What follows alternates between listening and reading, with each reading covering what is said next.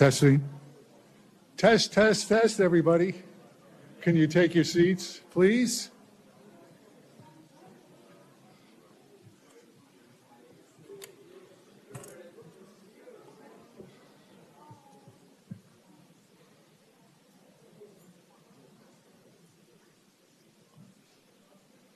Welcome, everybody. Thank you for coming from near and afar. On behalf of the National Council of Resistance of Iran, better known as the NCRI, I want to welcome you to this critical U.S. Senate forum on how the United States can and indeed must support the Iranian people's path to a free, non-nuclear Iran. And you may ask also, who am I? My name is Mark Ginsburg. I have the honor to be your moderator today. I started my career in the Senate at the age of 21 on the staff of Senator Ted Kennedy.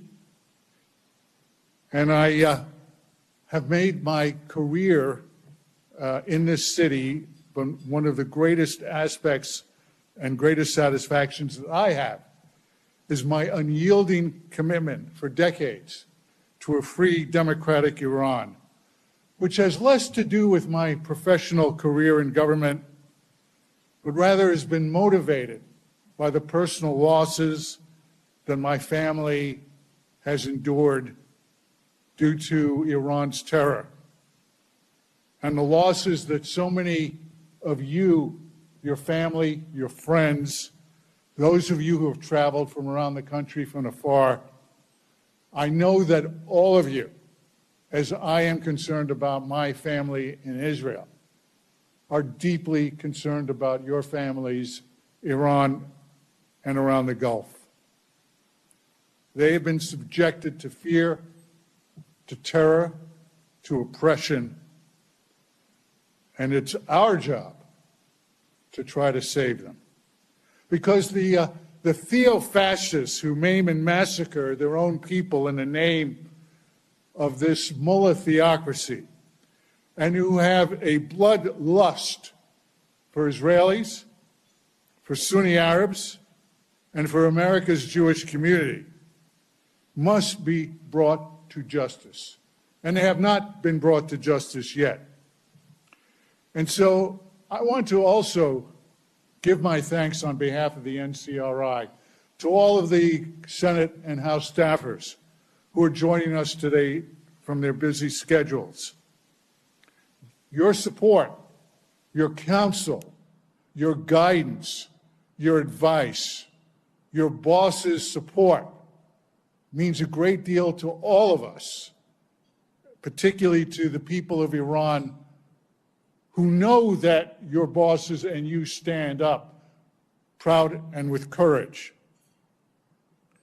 During the next 90 minutes, my friends, our audience will hear from a distinguished panel of experts and senators who will express their views on what we collectively can do to bring about freedom and justice to Iran.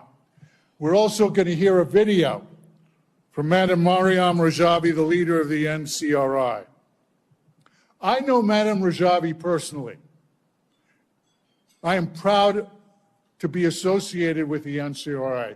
She is a woman of courage and conviction. She has sacrificed her life, and she has brought together the greatest coalition of Democrats abroad and in Iran to oppose this regime. It is not by accident that she and those members of the NCRI have been targeted for assassination and terror repeatedly by this tyrannical regime.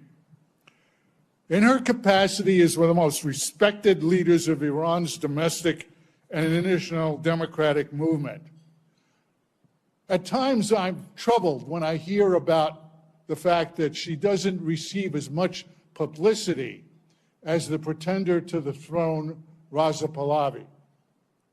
Let me make it very clear for those of us who spend a great deal of time talking to our friends in Iran when there's no war, when there is war, and when there is a chance for their lives to be put on the line. They are not interested in a monarchy. They are not interested in a pretender to the throne who has sat in Los Angeles, sunning himself while the people in Iran and the diaspora of Iranian opposition have sacrificed so much. It's not that I have anything personal against a man who also is interested in seeing Iran be free. But what I am most interested in is making sure that you get to know Madam Rajavi. Now, one of my responsibilities here is to know when to shut up. And the reason why I'm going to stop right now is because I have the honor of introducing Senator Thom Tillis. Our speakers may be interrupted by senators who have a schedule that must be accommodated, and I'll return to the podium. So let me just say a few words about Senator Tillis. He's a member of the Senate Committee on the Judiciary and a co-chair of the Bipartisan Senate Human Rights Caucus. He's also the sponsor of the Senate Resolution 599 protecting the Iranian political refugees, including female former political prisoners and Ashraf in Albania. Senator Tillis, unfortunately, is retiring. And as someone who has had the pleasure and honor to meet him many times, I must say that Senator Tillis is going to be missed. I know that he's a champion of freedom for Iran, and I know that you'll be grateful for his remarks. Senator?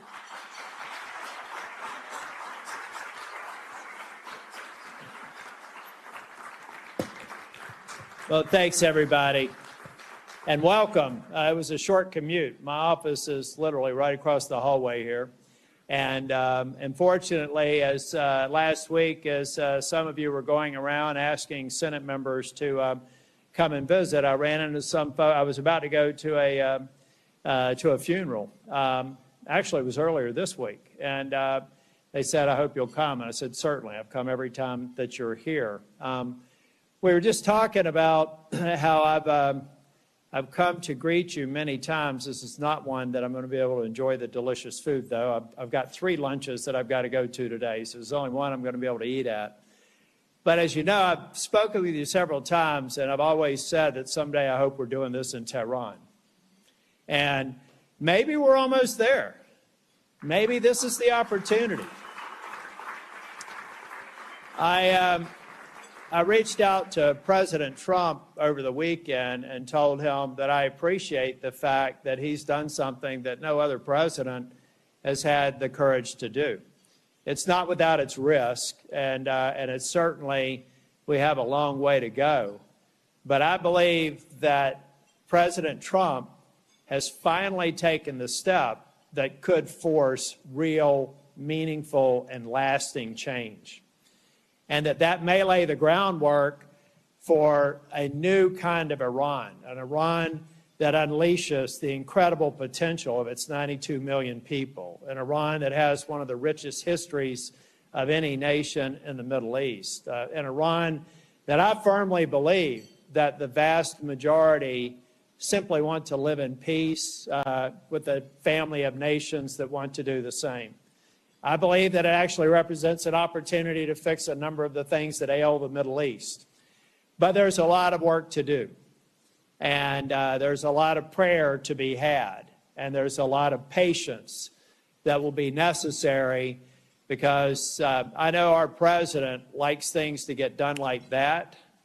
But things in the Middle East that are lasting and meaningful or enduring do not happen like that. So the Congress needs to stand by the president, but we also have a very important role to play, so that this is not just something that sort of becomes a priority and then moves on. No, this is a time for members of Congress to say it's important to deal with the threat of nuclear weapons that the mullahs represent.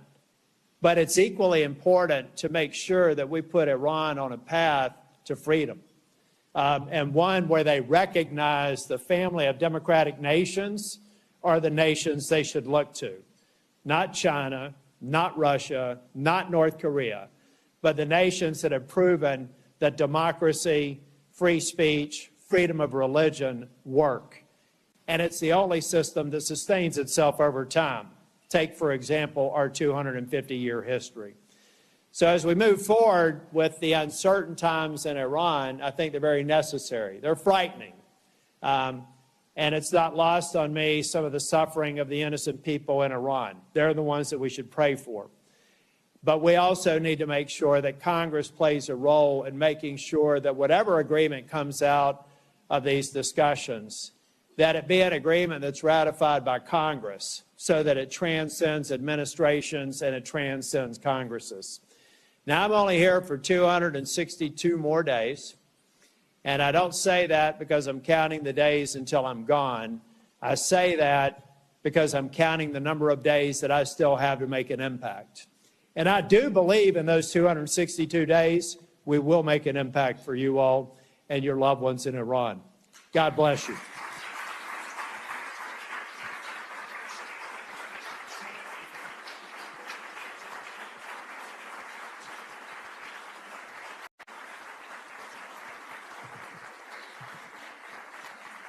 Thank you, Senator Tillis. Thank you so much for joining us. So I'm going to continue with my remarks, and then we're going to move through our program. You know, today, it's 7 weeks since the conflict began, and the people of Iran are at a historic crossroads.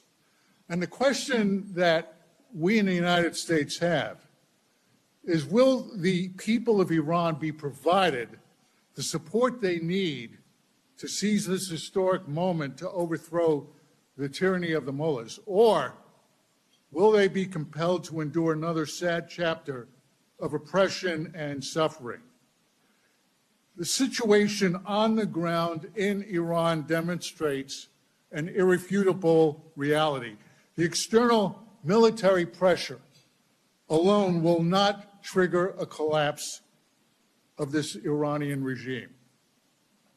Instead, developments inside Iran point to a different possibility, one driven by the people of Iran and the organized resistance movement and the political leadership both inside and outside Iran that lead that political movement, who are capable of challenging the regime domestically. Ladies and gentlemen, the numbers, the tens of thousands of people who lost their lives in January is a testament to the courage of young people and old people in Iran who didn't have the guns to resist the dreaded Basij, but took to the streets and were mowed down as sacrificial lambs for this regime. Who can blame them for not taking to the streets again right now without knowing that there's a path forward that would provide them the support that they need, that could be provided while we all are so focused on the Straits of Hormuz? In just a matter of days, this ceasefire is supposed to end. Then what? We're sitting here as if we're in a halftime period between conflict and what could constitute peace. But there could never be peace if this regime survives. There will never be peace in Iran. There will never be peace in the Straits of Hormuz. There will never be peace in the Persian Gulf or within the Gulf community. Certainly, there will never be peace in Israel. And there will not be peace in the United States until this regime is totally destroyed. The Iranian people expect nothing less. They've been encouraged, coaxed to rise up, but they can't do it alone.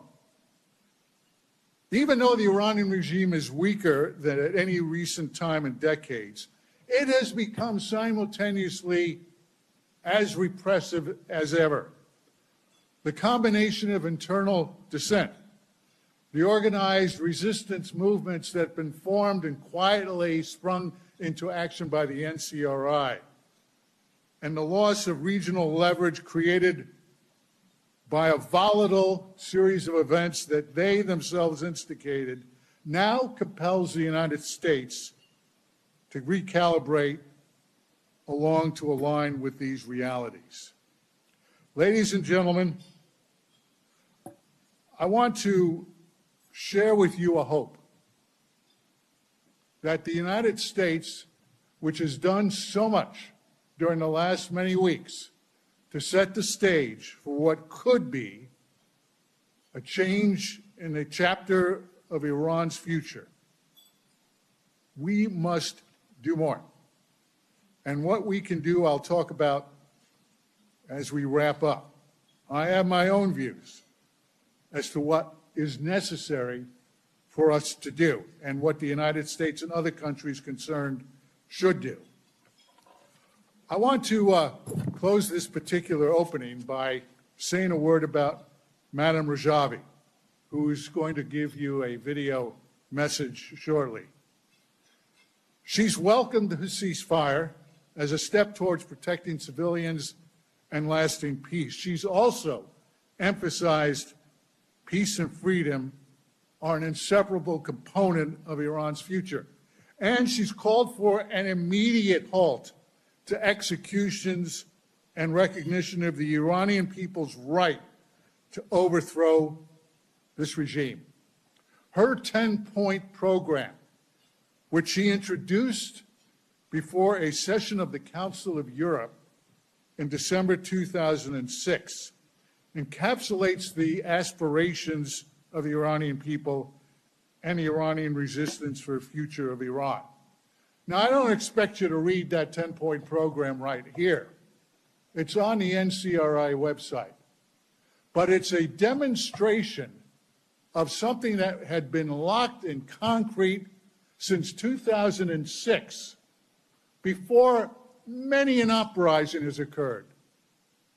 Her leadership has coalesced the largest global opposition. I wish one day you could join the NCRI at its global leadership meeting, where hundreds of thousands, I'm kidding you not, squeeze into a convention center outside Paris with parliamentary leaders, foreign dignitaries, and Iranian diaspora to honor the leadership of the NCRI, as well as the domestic opposition forces led by its internal compatriots of the MEK.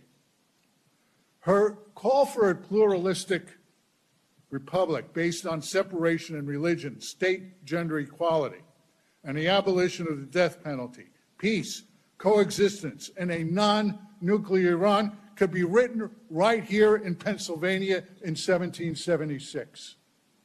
Okay?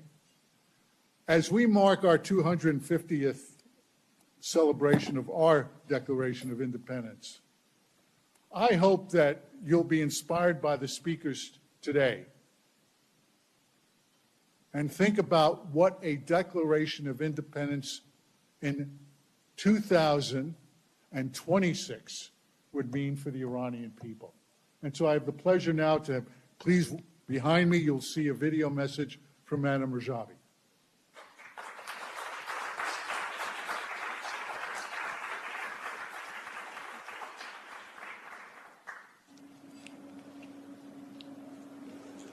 Distinguished senators, Senator Blunt, Ambassador Brownback, Ambassador Sands, Ambassador Ginsberg, ladies and gentlemen.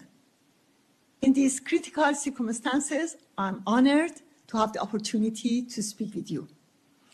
I sincerely appreciate your attention to the struggle of the Iranian people for peace and freedom. Today, more than ever, a fundamental question is before us. What is the real solution to Iran's crisis? Over the past 47 years, nearly every approach has been tested. These have included policies of appeasement, Europe's so-called critical dialogue, negotiations, and even war. Yet all have failed because the regime would lose its power if it were to accept any reform. The regime is weaker than ever before, but its nature remains unchanged. It will neither revise its policy of repression nor abandon its efforts to obtain a nuclear weapon, support terrorist proxies, and interfere in the affairs of the countries in the region. Since March 19, at least 13 political executions have taken place in Iran, including 6 MEK members and 7 defiant protesters.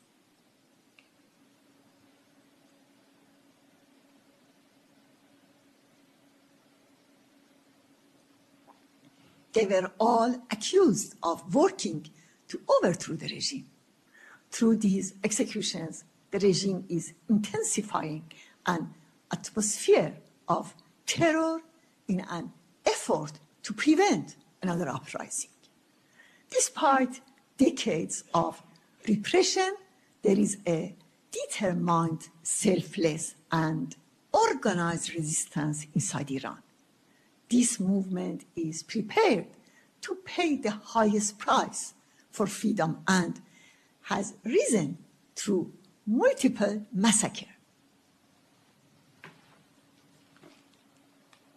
This is a book with name of 20,000 of these martyrs.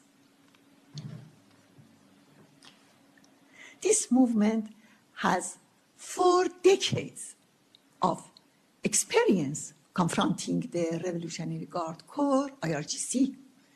It's a strategy based on organized resistance against the IRGC and relying on popular uprisings has attracted the highest level of support among Iran's youth over the past year.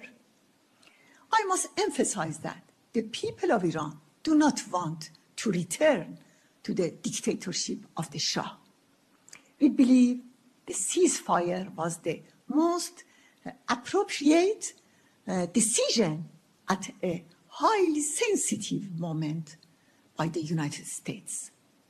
We hope this step will lead to an end to the war and open a path toward peace and freedom. However, real and lasting peace can only be achieved through the overthrow of the ruling religious dictatorship by the people of Iran and their organized resistance. In recent days, Khamenei's son claimed that more than 17 million people are ready to sacrifice their lives for the regime. If this claim is true, he should accept a free election under United Nations supervision and based on the principle of popular sovereignty, not clerical rule. However, the ruling theocracy does not have the courage to accept such a test. Honorable Senators, this is a critical moment, not only in our history, but also in the history of the Middle East and the world. It is also a moment to take responsibility and adopt the right policy. Over the years, the most important missing element in Western policy has been a failure to recognize the role of the Iranian people and their organized resistance in bringing about change. While the focus has been on engagement with the regime or on containing it, the Iranian people and resistance have been overlooked. I urge lawmakers to focus their attention on supporting the Iranian people and the organized resistance inside the country, including the resistance units that stand on the front lines of the struggle for freedom. On the political ground, the National Council of Resistance of Iran offers a credible framework for a peaceful transition by holding a free election within 6 months after the fall of the regime. And then it will hand over the power to the elected representatives of the people. At the heart of this vision is its 10-point plan. It outlines a future for Iran based on free elections, gender equality, with participation of women in political leadership, the separation of religion and state, recognition of the rights of oppressed ethnic groups, a non-nuclear. This is a plan for stability, democracy, and peace. The solution to the crisis in Iran lies in its people, in their courage, and in their organized resistance.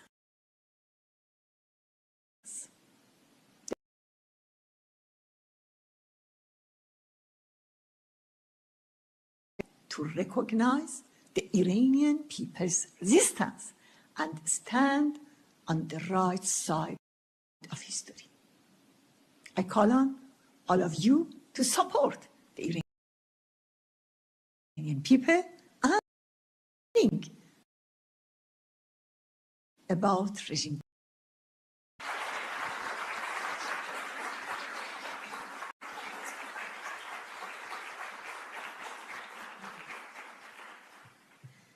I'm old enough to remember that Margaret Thatcher was called the Iron Lady. I believe that Madame Rajavi deserves to also be called the future Iron Lady of Iran. And I say that because, again, it's so hard to know what is going on inside the country when there's a total internet blackout.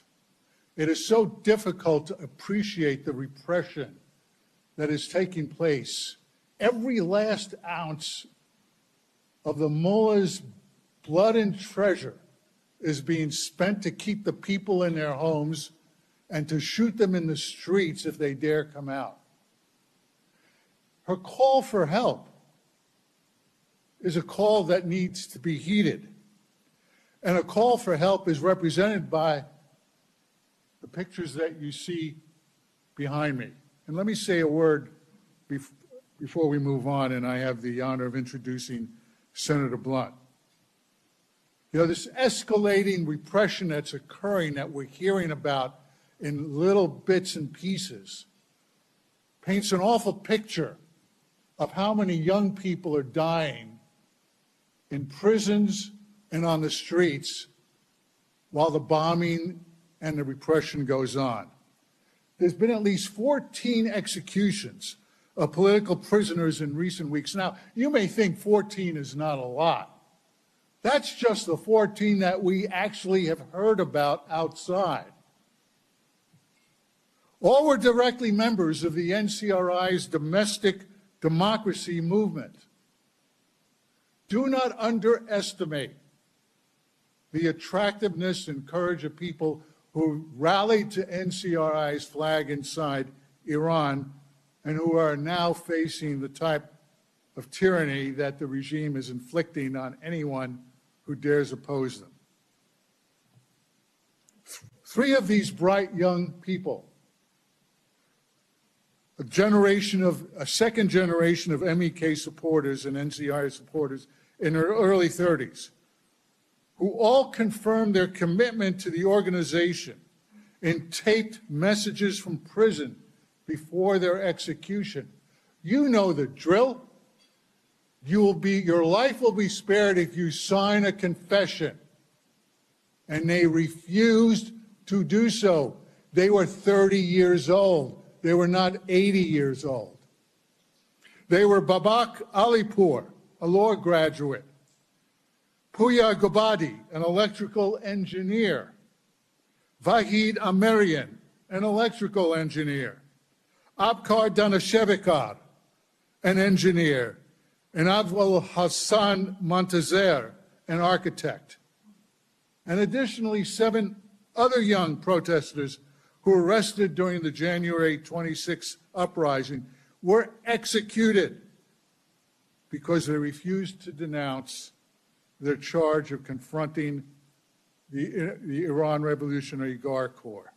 And let me also call their names. Saleh Mohammadi, a 19-year-old wrestler. You may have heard about him. Saeed Davoudi, 21 years old. Amir Hossein Hatami, 18 years old. Mehdi Ghashami, Mohammed Amin Bulgari, Shaheen Vadis Parat, and Ali Fahim, all had not even turned 20. And they sacrificed their lives in the name of freedom. Think about it. They're not merely numbers, okay? They're not statistics. They were lives. They were the future of Iran.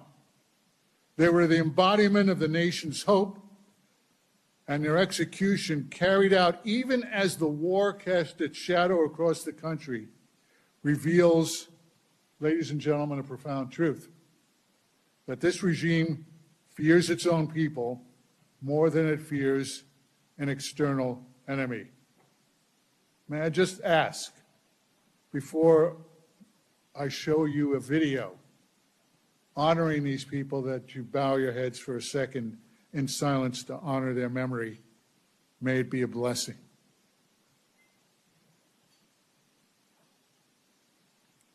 Thank you. And now you'll see a short video about their sacrifice.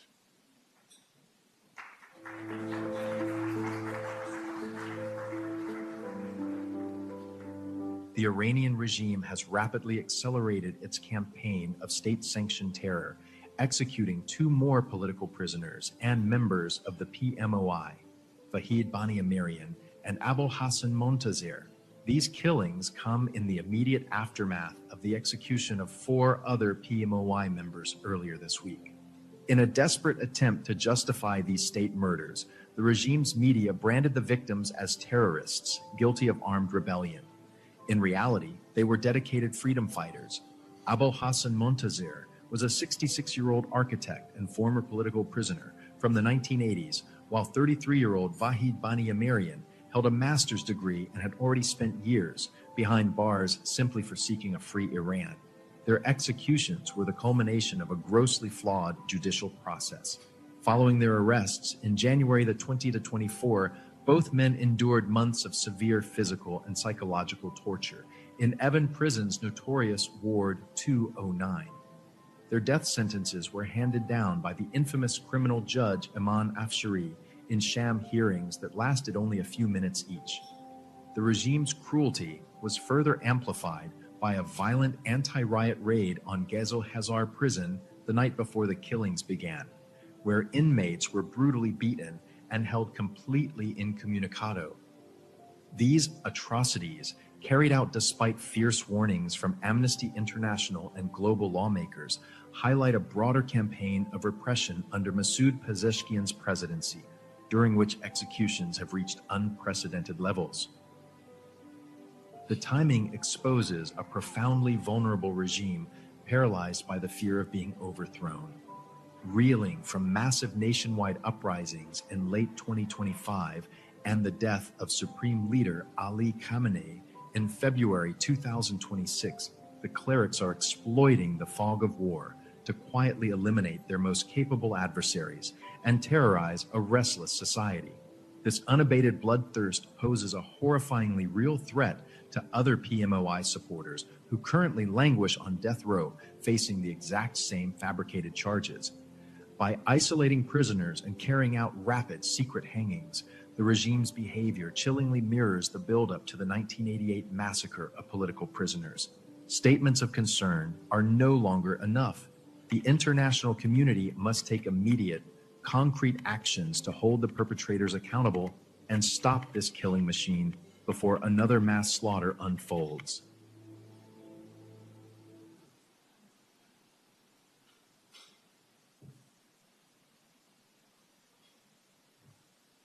Ladies and gentlemen, think about the fact that in January, tens of thousands of people were killed in the streets of Iran, and we don't know their names. And even if we did, we wouldn't have time today to enumerate them. We have a distinguished group of speakers here, and I have the pleasure of introducing Senator Roy Blunt.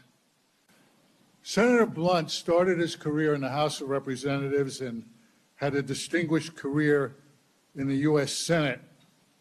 But most importantly, ever since he arrived in the House, he put himself on the line in the name of freedom for Iran and Iran's people.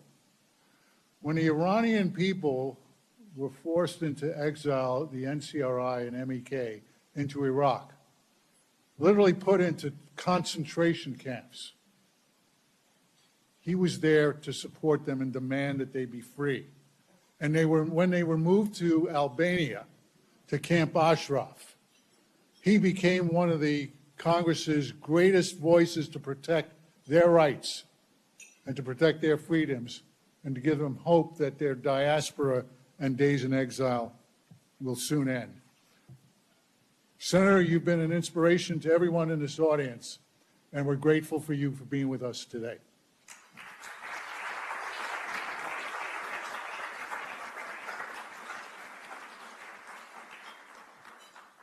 Well, thank you, Ambassador. It's good to be here with you and Ambassador Brownback and Ambassador Sands. Going to have more members of the Congress come, and if they don't get here today, it's not because we don't continue to have the kind of support. There are three people I want to introduce here who have worked with me, House and Senate, and now on these issues. And if you three would stand, that way if people want to talk to one of us before we get away today, that would be good. Richard Eddings, go ahead, stand up, Richard. Brian Diffel and Aliyah Arahushman are actively involved in trying to be sure that we create a sense of what we need to do to have a democratic government in Iran. And since it's reminded today, we had the first meeting we had that was similar to this meeting was in 2012 in this room. It was my second year in the Senate. And I was also reminded I walked in with the 8 people on the panel, which were Senator Lieberman and Patrick Kennedy and other people who were here and continue to be helpful, in Senator Lieberman's case, through his lifetime. I can't think of a year since 2012 when more has changed than from last year to this year. Many things have changed, many things remain, need to be determined. Of the things that have changed, the leadership in Iran has been decimated, been targeted, identified, eliminated in a way we wouldn't have anticipated. The weakness of a heavily surveilled society, I think, became available to the understanding of the Iranians and, frankly, other surveilled societies around the world. If you have a surveilled society and a capable adversary, that capable adversary can also use your own surveillance system to surveil you. And I'm absolutely sure that was what was happening before we did the things that we have done in Iran in the last weeks, figuring out who people were, figuring out the atrocities they'd committed, and seeing that a change was made. The biggest problem the regime faces is that sustained internal opposition that Ambassador Ginsburg did such a good job talking about. And these photos behind me today are more evidence of that. Also, when you look at the photos, while some people in the story are almost my age, most of the people are way less than my age. They're young Iranians born since 1979, some long since 1979, who no longer want to tolerate the kind of country they have been forced to grow up in. Many things remain the same. Iran's still controlled by a toxic secular regime that doesn't allow any kind of freedom. The IRCG, while weakened, still continues their repressive structure to not allow freedom in the society and be the enforcement agency for the Ayatollahs and others.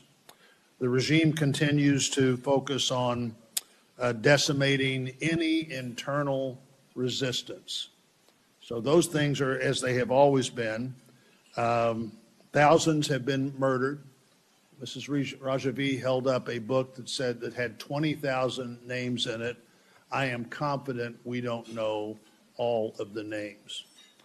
And so we continue to see that the MEK in Iran continues to resist. I've been told, though the regime doesn't want to talk about this incident, that 250 MEK attacked the Khomeini headquarters. 100 of them were killed or captured, and I firmly believe the ones that were captured were likely then killed later and are not included in the names of people we understand have given their life for a future of freedom. And I thought, at my age, I'd understand Senator Ambassador Ginsburg's view. These people are not 80 years old making a final stand, looking at a few years of life before them. They are people who, at young ages, refuse to concede the future of their country, even if it costs them their life. The United States clearly led and been part of a devastating attack on the regime, more successful than anyone would have imagined in changing those in control. The blockade, if sustained, and we do have the power to sustain that blockade longer than the Iranians have the power to withstand it, will bring the regime economically to their knees. I read in the Wall Street Journal a couple of days ago, the estimate is that in 2 weeks, the oil fields will have to shut down because everywhere they have to put oil will be filled up in 2 weeks. The other things that come out of the Gulf that sustain their regime will no longer be coming out of the Gulf. I think the message here is don't quit too soon. Don't quit until we've achieved the goals that at this moment are achievable. The weakness of our position would be in a democratic society, what is often your weakness, looking for somebody you can negotiate with. There are no moderates to be found in the regime. We're always looking for moderates in the regime. We have never found them yet. And in fact, in the Washington Post today, there was an article that talked about the fact that the regime has once again found its best and most beloved negotiating position, which is we are about to reach an agreement. They can sustain we are about to reach an agreement forever if we allow it to be sustained forever, and we should not allow that. For administration after administration, decade after decade, we've been looking for Iranians that always give the idea that, well, we're about to come to a conclusion. They publicly announced we agreed on many things. We never seem to have agreed on many things, and they never agree on the things they said they agreed on. It's time we learned that lesson, and I hope we do. There should be no guarantees in any agreement with the regime that we in any way will stand by and affirm the regime. They should not be affirmed. The number one thing we should be negotiating on, in my view, would be to stop the executions now.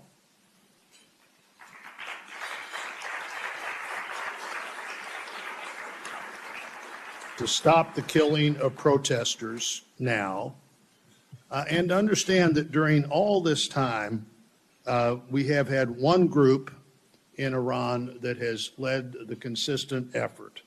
They continue to do that. The NCRI has outlined a proposed structure of what that interim government should look like, with an emphasis on interim.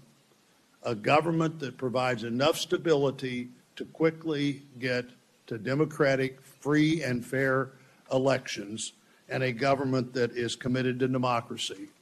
The 10 principles in the 2006 plan are exactly that, 10 consistent principles in a plan that has now been out there for 2 decades for people to look at, and that NCRI has been talking about for 2 decades, and Madam Rajavi talked about again today. This is no time to lose the ground we have seen gained in Iran, and gained by the forces that have been attacking the regime externally, and the incredible individuals that have been attacking the regime internally. Hopefully, if we see the kind of changes in the next year that we've seen in the last year, a year from now, we'll be looking at an Iran that has a much different future for all its people and for all the people that care about its people. Thanks for letting me be here.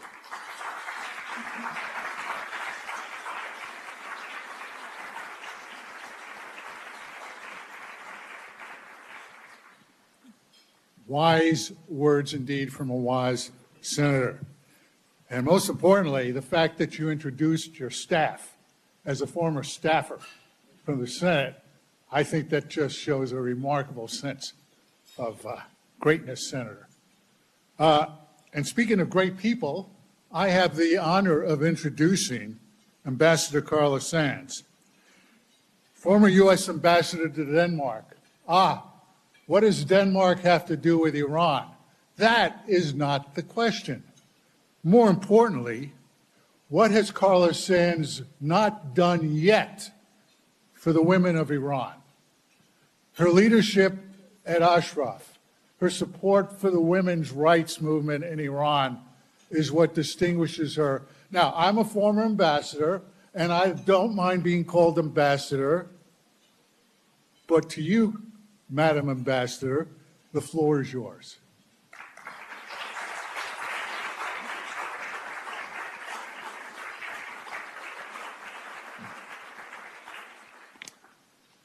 Thank you so much, Ambassador Ginsburg. Ladies and gentlemen, senators, ambassadors, distinguished guests, Iran today stands at a historic crossroads. And when I was in Denmark, we actually had attempts at assassinations from the regime in Copenhagen. So it's a worldwide scourge, this regime. But for more than 4 decades, the international community has searched for a response to the crisis created by this ruling theocracy. 2 approaches have dominated: appeasement and war. We've tried both paths, appeasement and war, and now it's time to face reality. Engagement and concessions do not moderate the regime. They embolden it, enabling greater repression at home and aggression abroad. We have military confrontation. It may be forceful, but it can't produce legitimacy. It can't build democratic institutions or create a viable political alternative. It may weaken the regime, and it has, but it can't replace it with freedom. And this is no longer theoretical. Events on the ground have made one fact unmistakably clear. The Iranian crisis cannot be solved from outside. It must be resolved from within. This is not an abstract conclusion, it's a strategic fact. And make no mistake, the Iranian regime is much weaker now than it has ever been, but more repressive against its own people because it fears its own population more than any foreign bombs. More than 2 decades ago, the NCRI President-elect, Mrs. Mehran Rajavi, articulated what remains the only viable path forward, a third option. Neither appeasement nor war, but democratic change led by the Iranian people and their organized resistance. And I'll continue in a few minutes. We have an esteemed senator who has joined us. I'm sorry. No. I'm very sorry to interrupt you, but that was the deal that we do. Senator Cory Booker just came in, and I am proud to say that this is the third time that I had the honor of introducing him. And just the last time I introduced him, he had just gotten married. So how's it going, Senator? 4 months in, it's phenomenal. But most importantly, I'm honored to call him a friend. He might not know how much I do support him. I do it in many ways by going to New Jersey and looking for a place to live so I can vote for him up there. And I will continue to do whatever I can. One day, Senator, I'll have the honor of seeing you in the White House and being by your side, I hope. Okay.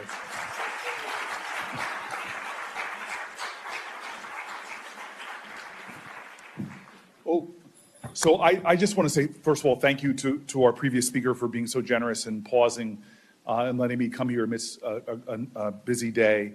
I continue to see my colleague here every single time, who is a man who he may not be holding a Senate office right now, but he's one of these demonstrators that shows that leadership is not a title or position, it's action and example, and I'm grateful for his presence here today, as always. I come with a heavy heart, and I want to say it's difficult to stand here with the faces of martyrs behind me. It's difficult because I know the sacrifice the people behind me have made for a cause that has been dear to me and my family in America for generations. Tragically, there's no great nation that is free that hasn't had martyrs willing to stand and give their best measure of devotion to their nation and to their cause. But to honor those who have died, we, the living, have to stand even stronger, more committed. To honor their sacrifice, we too must sacrifice, God willing, not with our lives, but with our unyielding, indefatigable, unconquerable commitment to a cause. And I've said this before here, when Iranian people, when Persian people stand up for freedom and for justice, it is not just about Iran, it is this affirmation of a truth that a man far greater than me spoke about when Martin Luther King said that we are all caught in an inescapable network of mutuality, tied in a common garment of destiny, that injustice anywhere is a threat to justice everywhere. I want to be clear with you that this is a cause and an issue that is not partisan. It is not left or right, it is right or wrong. And the freedom of the Iranian people is vital. It is the right cause, not just for those who love Iran, who love the Persian people, who love the legacy of one of the greatest civilizations ever in humanity, but we see that how Iran is interwoven with the entire story of the Middle East, how it is woven in, as we see now, to the entire world economy. But as the speaker who preceded me so eloquently said, I felt like she's saying it all. Why would I interrupt her? Is that we will not achieve peace by bombing from above. History has shown us that you do not achieve regime change through unleashing some of the most devastating weapons ever created in humanity from above. What you see is tragic mistakes made, like little girls dying in a school. What you see is thousands of Persians now having died unjustly, unnecessarily in this war. I know what was going on before this war was wholly unacceptable, when people were standing up and rising up for their freedom, and this regime butchered them in the most vile imaginable ways. But the answer to violence is not more violence. And so I stand here with an urgency, watching a war go on that has achieved little to no strategic objectives that we've set. It has not led to regime change. If anything, it's empowered the IRGC and more extremists. It hasn't led to the end of their nuclear capabilities. The fissile, highly enriched fissile material is still there in that nation. It hasn't led to some unconditional surrender. If anything, the regime has found more power by choking the Straits of Hormuz and making us fall into a global economic oil shock and higher prices being felt from Asia to New Jersey. And so I want to thank this room. I have now, for years of working on this, I have deeply close friends here who are showing me grace and kindness, but more importantly, showing me what my ancestors in this country, my black ancestors and my white ancestors who stood up for freedom in America, they are showing me that same tradition as Americans in their unyielding commitment.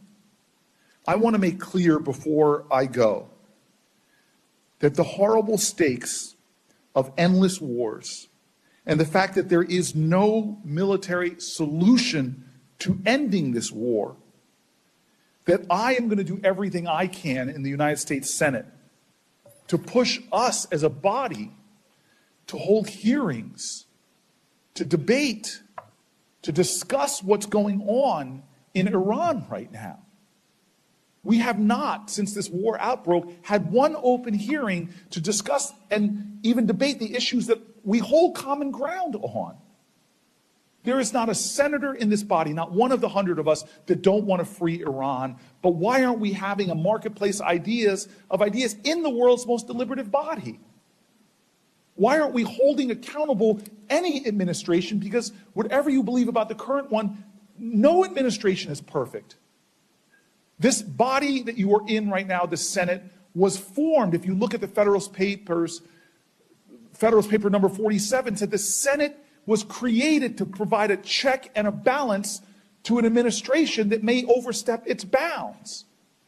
That we have a role to play in the pursuit of a more perfect union and more justice at home and abroad. And so I am going to use every procedural power I have to force us to have the deeper discussions, the more vital debates about how we bring about not just an end to the war, but how we bring about what we all want, which is a free Iranian people.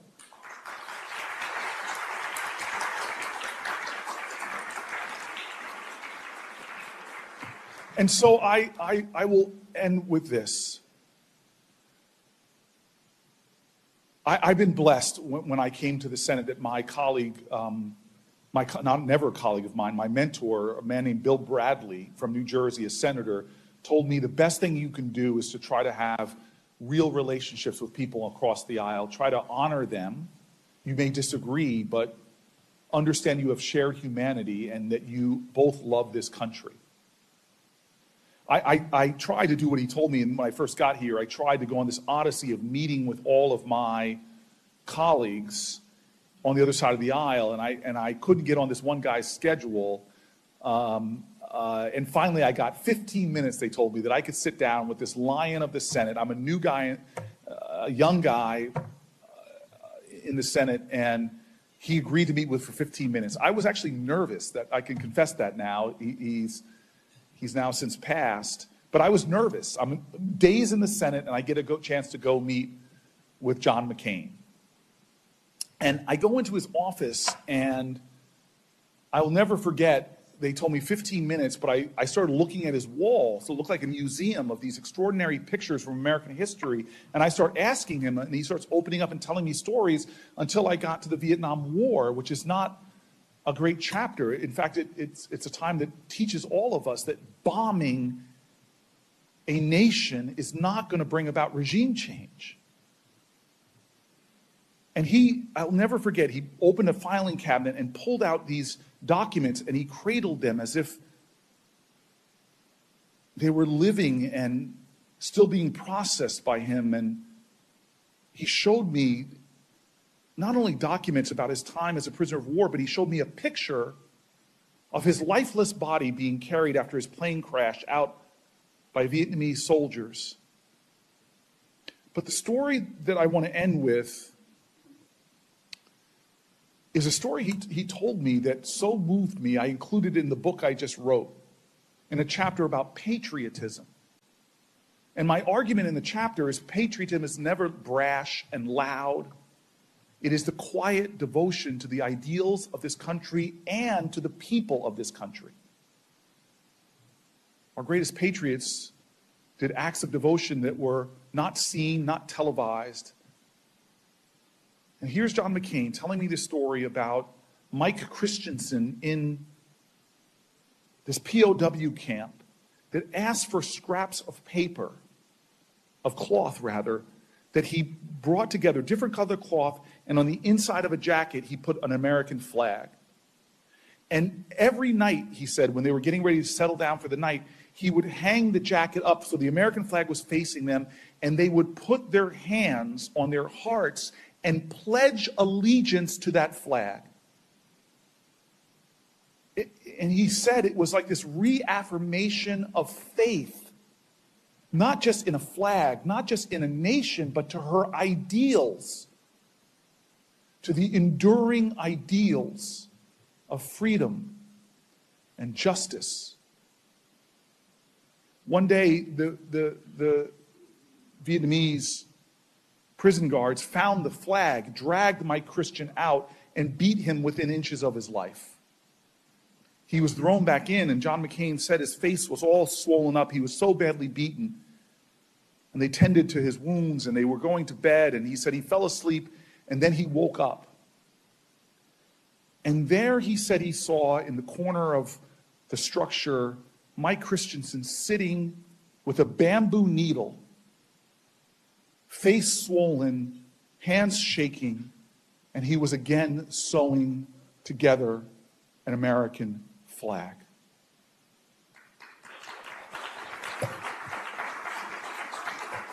I want you all to know that I hope in my lifetime I have opportunities to show the level of patriotism of some of the men and women I've served with in this body. I hope that I have the opportunity to show the level of patriotism that so many Americans do, those that fight our fires, that patrol our streets, that serve in our military, that teach our children. Their quiet patriotism is how we've sustained this nation. But I want you to know that when we pledge allegiance to the flag, all of us in this room as Americans, when we put our hands over the hearts, remember, we end with those words, with liberty and justice for all. It is not just an American ideal.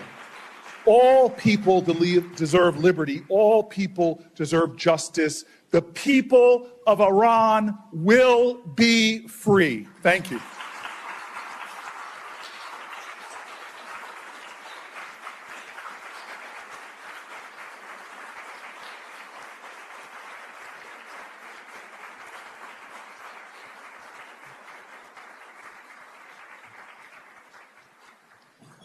Thank you, Senator Booker, for those great comments. I will say that every president since the terrible takeover by the Mullah regime has said that they were going to stop Iran from getting a nuclear weapon, and I'm proud that President Trump, with his Secretary of War, Pete Hegseth, has actually taken the fight to the Mullah regime and are in process, because bombing has weakened this regime.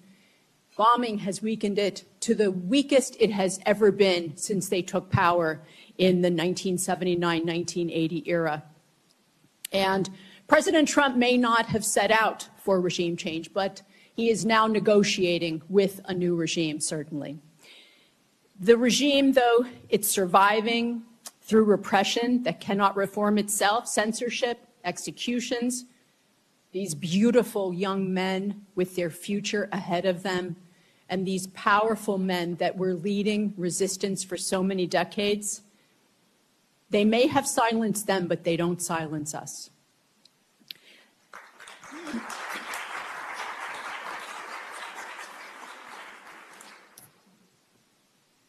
The only conclusion that can be clear is that only the Iranian people, organized, determined, and supported by a structured, battle-tested, organized force on the ground, can actually bring a new regime.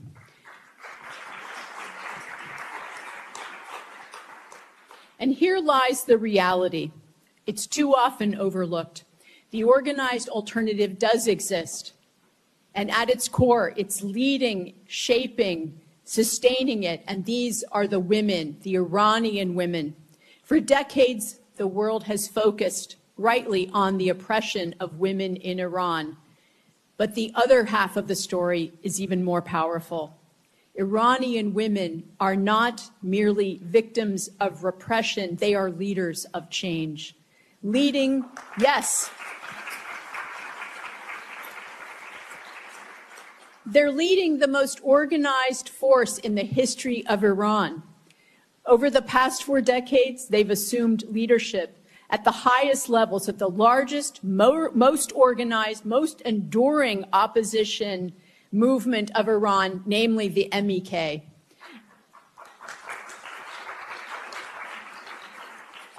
And this isn't symbolic, it's structural, it's deliberate, it's transformative. They've reached a profound understanding. Their liberation is inseparable from the liberation of their nation that's held hostage by the most misogynist tyrants in the history of the world. And now they choose resistance, and they've become freedom fighters like nothing the world has ever seen before. They've endured imprisonment, torture, and execution. They've sacrificed careers, families, and personal lives, and not for abstract ideals, but to end tyranny and build a free Iran.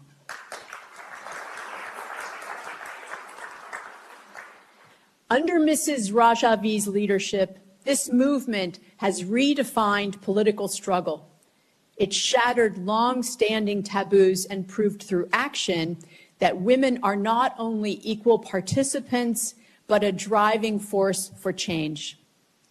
And this stands in stark contrast to both forms of dictatorship that have shaped Iran's modern history.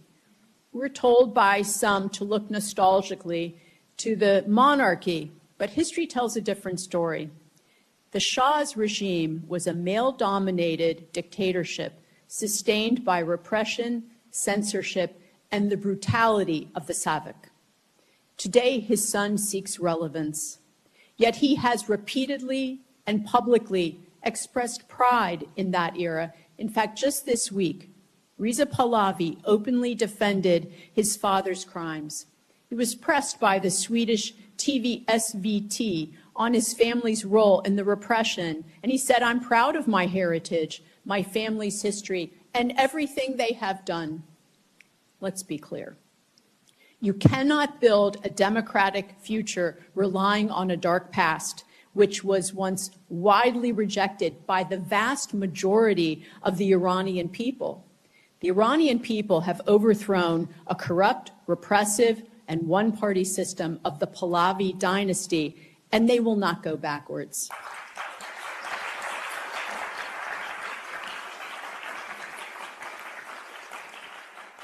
The Iranian nation is sacrificing their own lives because they're striving for freedom, not putting an unrepentant son of a deposed dictator in a palace to rule them. Across the country, Iranians are demanding fundamental change. And within this reality, the organized resistance, rooted, structured, and resilient, it continues to grow. And this isn't abstract. It's a living, battle-tested movement that has survived the most unthinkable challenges, like none in the history of Iran. When Khomeini invited the MEK to join the government in 1979, they refused and never endorsed him. And they paid a high price for it, with thousands of its members slaughtered by the IRGC and repressive forces. And when the supreme leader issued a fatwa, or religious decree, to execute all MEK members and associates unless they repented, they stood firm, as many as 30,000 of them were murdered in 1988. And when they were asked to endorse Khomeini's machine of producing regional proxies, they refused and paid a high price again. And when they were asked to endorse the constitution of the regime that would legitimize the absolute clerical rule, They refused and became targets of killings in Iran. Mrs. Rajavi held her ground, and her movement went on the offensive against the regime. They introduced a 10-point plan for the future of Iran, exposed major nuclear sites of Iran, and formed a formidable army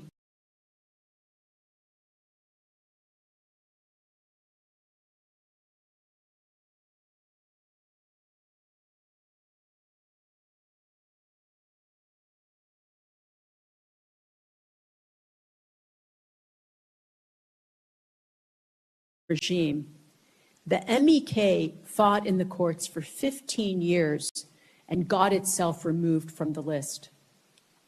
When Tehran threatened that they would raise hell in Iraq and wanted the MEK disarmed, the group turned over 2,139 tanks, armored personnel carriers, and field guns. And they patiently adjusted their strategy and formed resistance units within Iran. And they expanded it so that in February of this year, 5 days before the U.S. and Israel war on Iran, they used 250 MEK members to launch an assault on the headquarters of the supreme leader, Ali Khamenei. This movement is what the Iranian people need, and this movement is what the United States needs, and this movement is what the world needs.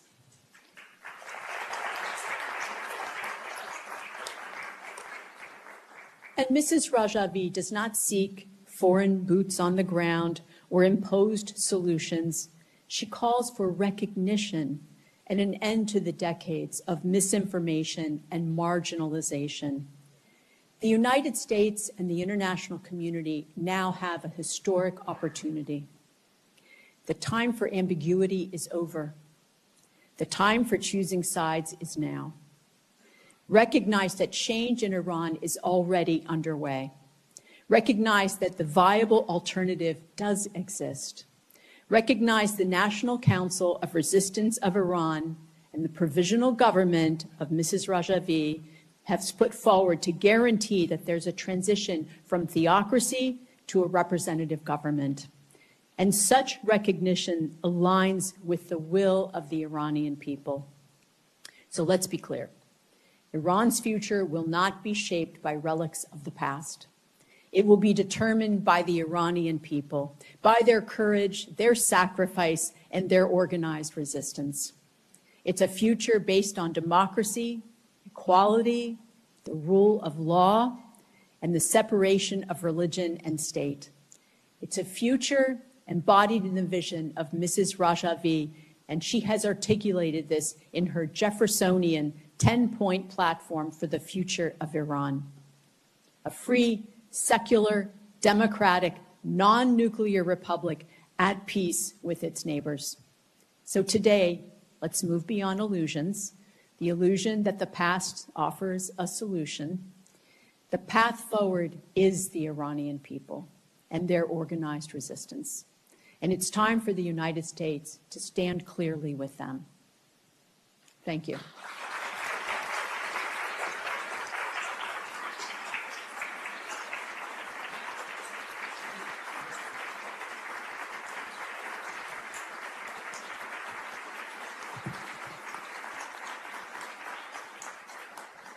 I turned around to my colleague, Ali Reza, and I said, she just hit this out of the ballpark. It was a grand slam, Ambassador. Thank you. I now would love to move this thing along and introduce Ambassador Sam Brownback. He's a former governor and senator from Kansas. You prefer governor or senator? Both? Governor, senator? Senator, okay. Especially here. Let me say a word about Senator Brownback. He has been standing side by side with the NCRI and Madame Rajavi for decades. He has devoted so much of his career to the cause of freedom and human rights in so many small and big ways, moving American support forward on behalf of the freedom of agenda for Iran. And so, Senator, we welcome you today.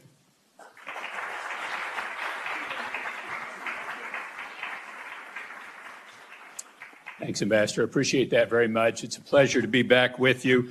Ambassador Sands, I associate myself with your remarks. Excellent, great summation of really what we're talking about and what we're fighting about. But I want to recognize the NCRI right at the outset. You have maintained this fight for 50 years. 50 years. And I applaud you for doing that. And we are in the red zone now, in a football term. We are close to winning. We can win this. This is the time. We don't quit now. This is the time you see it on through. You push it hard. We are here. We can do this. This can happen. And so I really want to urge you to continue to really press in, particularly at this moment right now. The first time I ran for public office, I ran for Congress in Kansas. First time I came in, I tried to get around me as many kind of beautiful people as I could, mayors of communities and state legislators and this and that. When it got to a tough fight, and when I got a little controversial, they all scattered. They didn't want to hurt their reputations. And so I reconnoitered, refigured, and I recruited the people who would fight, whether they were pretty or not, but they'd fight. And we won. And we won, and we won. The NCRI is a group that'll fight. And that's what you've got to have at this point in time, is a group of people who will fight. Thank you for doing that for 50 years, and let's finish the task now. This is the time to do it. Now, the area in particular I want to hit is the theological beliefs of the people who are now in power in Iran.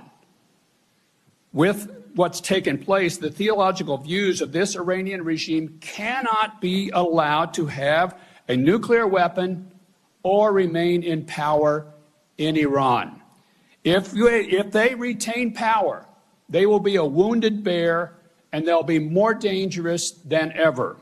They will attack, regardless of who it is. They will attack the United States. They will attack Israel. They will attack Gulf countries as long as they are in power. They will do it any way they can.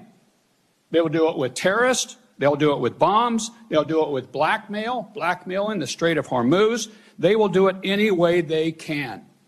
That's the theological point of view of Mahdiism. That's the theological view. They believe this theological construct is that the regime must destroy its enemies and create a pure Islamic society to hasten the return of their messianic figure, Imam Mahdi.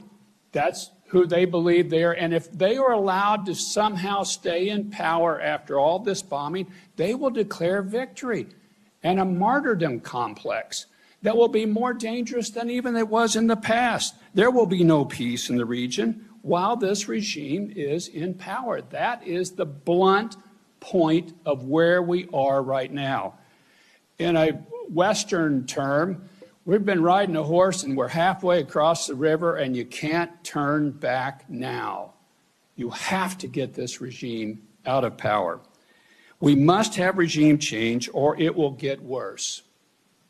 As weak as the regime will be, it will get worse. Blackmailing, killing, or fleeing of all religious minorities inside of Iran, whether they be Christians or Jews, Baha'is, Sunni Muslims, and others, all will be in grave danger, particularly any converts from Islam or those who have become non-adherents. They will be attacked by this regime. They will be killed. They will have to flee. It will have impact in Europe. It will have impact in the United States. We have seen this play before. This will happen. If they stay in power, this regime that's there now, the martyr complex, as I mentioned, of the regime, will declare victory and be emboldened, recruiting jihadists and terrorists from around the world. That's what's going to happen. They will believe they are closer than ever to the return of the Messiah, Imam Mahdi, and must aggressively attack their enemies at home and abroad to remove them. This will be an extremely, extremely dangerous situation, and it does not need to be that way. The regime must be removed. We can do more, the United States and the West, to facilitate this. We can bring opposition groups together. We can support groups like the National Council for Resistance in Iran. We can urge the coming together of groups like the Kurds and the NCRI. We can arm and train these groups. We can work with them in the ways moving on forward. We can share intelligence with these groups and work with them closer to bring this regime and move it out of power. We can establish and maintain no-fly zones in key areas, like, say, where the Kurds are located, and be able to allow them to build up resistance and efforts and safe zones within that nation so that things can move on forward towards Tehran, that we can overturn the regime. We need to continue to have a muscular position towards Iran. A muscular military position, I believe, a muscular diplomatic position where we push and bring together these groups that are opposed to the regime, groups that can force change on the ground, groups that have boots on the ground, like what the MEK has. We have to work with these to see this on through and to seize this moment that has been pushed for and sought after and desired for 50 years. And we're so close to getting it done. We can't quit now. We've got to score. We've got to get this done. Otherwise, the situation will be far worse. Thank you for being in this fight so long. God bless you.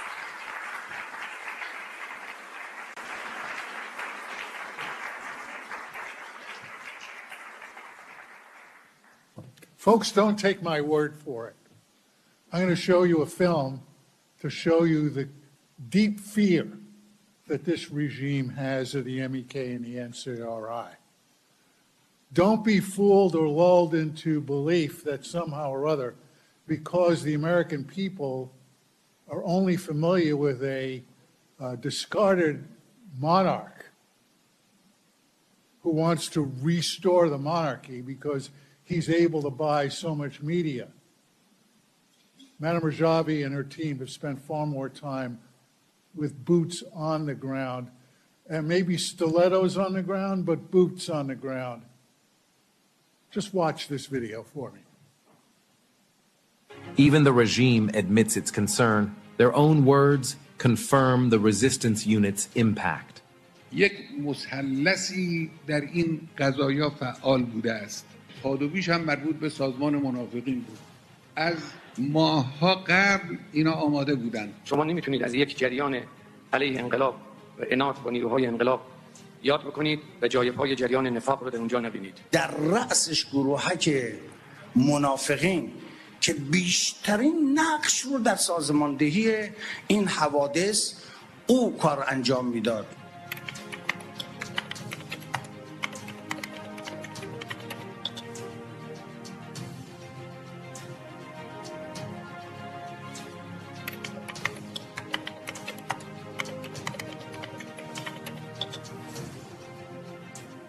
The regime strikes back with brutality.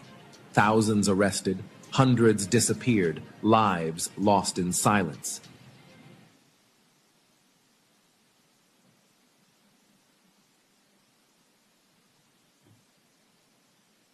Folks, Senator Gallego is going to join us, and he may join us before by the time we wrap up. You know, when Cory Booker mentioned the fact that he had seen Senator McCain, I just want to close this out by telling you a little story. I was introduced to Senator McCain by my boss, Senator Kennedy, and Senator McCain and I became good friends. And during the Obama administration, I'd be sitting in my office and my secretary or assistant would say, "Mark, John McCain's on the phone." And I'd say, "Oh my God, what does he want?" And he'd get on the phone. He'd say, "Mark, this is John McCain." I said, "Yes, Senator." He said, "What the hell are you Democrats doing today to ruin this country?" He was talking about foreign policy in Syria. They were caving in Syria. He said, we can't cave. We've got to support the Syrian people. He understood then that it wasn't so much boots on the ground, but angels in the air. And I'm not talking about bombs. I'm talking about airdrops. I'm talking about a new Iran Freedom Act that this Senate and the Congress needs to adopt. I'm not talking about a repeat of Iraq. I just hope that one day, when the American people realize that what they're sacrificing for at the pump, and they have no good reason to understand why their price of gasoline has gone up, other than the fact that there's a war involving the Straits of Hormuz. I have to say to them, I wish I could say to them, you may be paying an inflated price for gas, but I know how much you would like to see the Iranian people free. And if you knew that what is going on in Iran has less to do with the price of gas and oil, but more to do with the sacrifices of people who you are not being asked to do anything more than to help give them the support they need.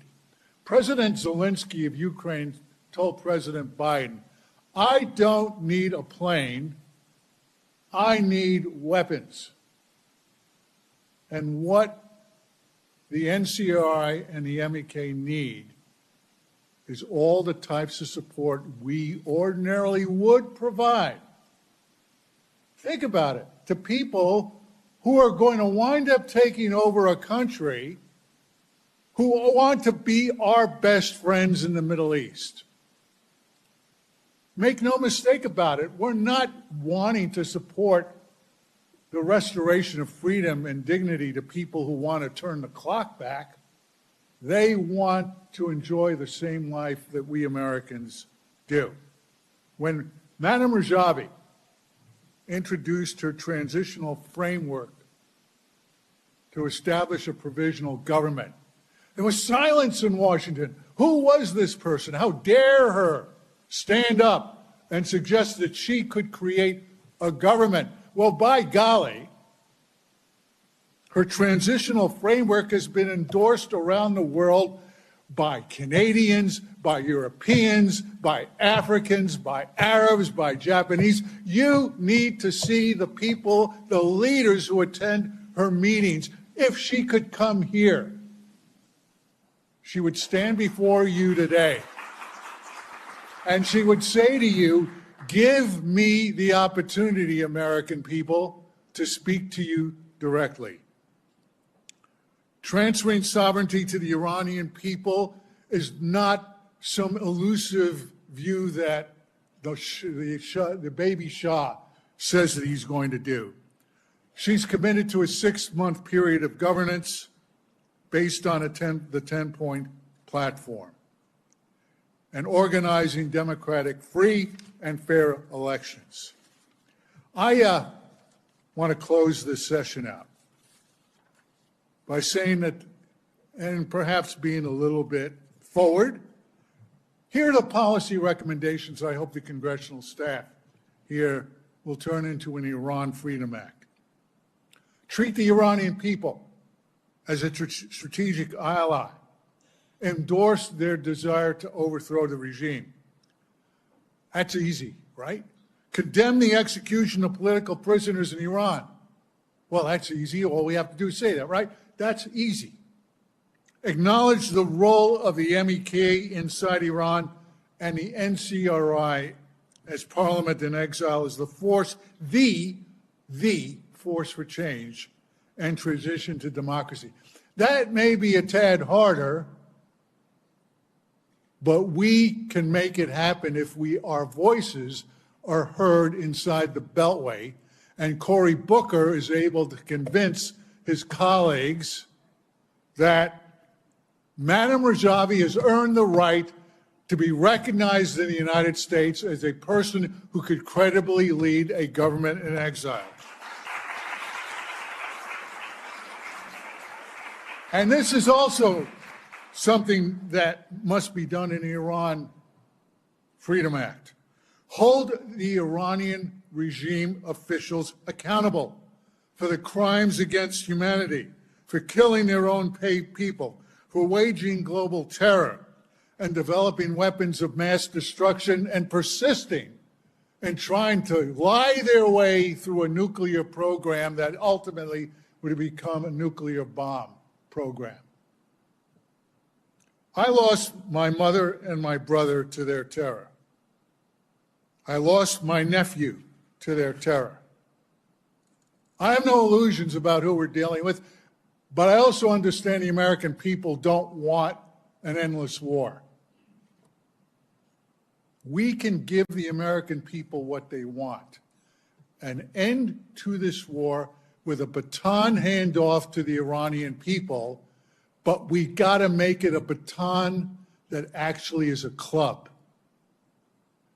Think about the fact that these people, tens of thousands, went into the streets in unorganized protests and were shot in the streets by the Gestapo known as the Basij, and they had no weapons at all to defend themselves.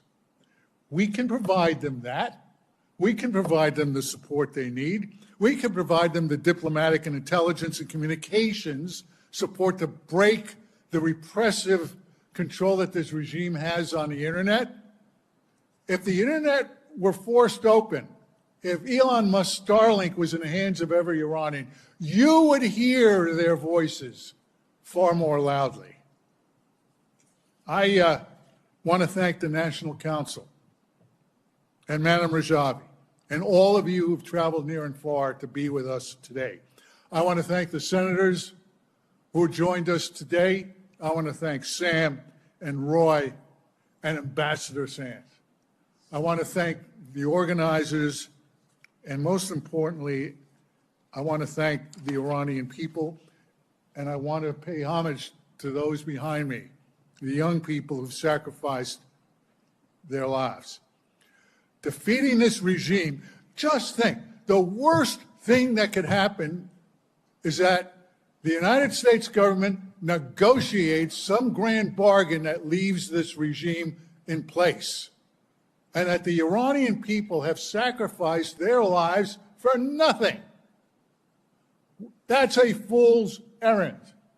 They deserve better. The politics, the domestic political equation at home, whether you're Democrat or Republican, compels us to try to convince this administration and the Congress the Iranian people have deserved the right at this point to have your recognition of a provisional government, your communications and intelligence support, perhaps your weapons on the ground, no boots, but weapons, because one day, in the not too distant future, all of us are going to be in Iran, and we're going to have the best damn Persian meal you could ever hope in your lives. Thank you very much, ladies and gentlemen, for coming. And I'm sorry that Senator Gallego was not able to join us. Let's tell him when you see him in the hallways, if he makes it, how much he was missed. Thank you.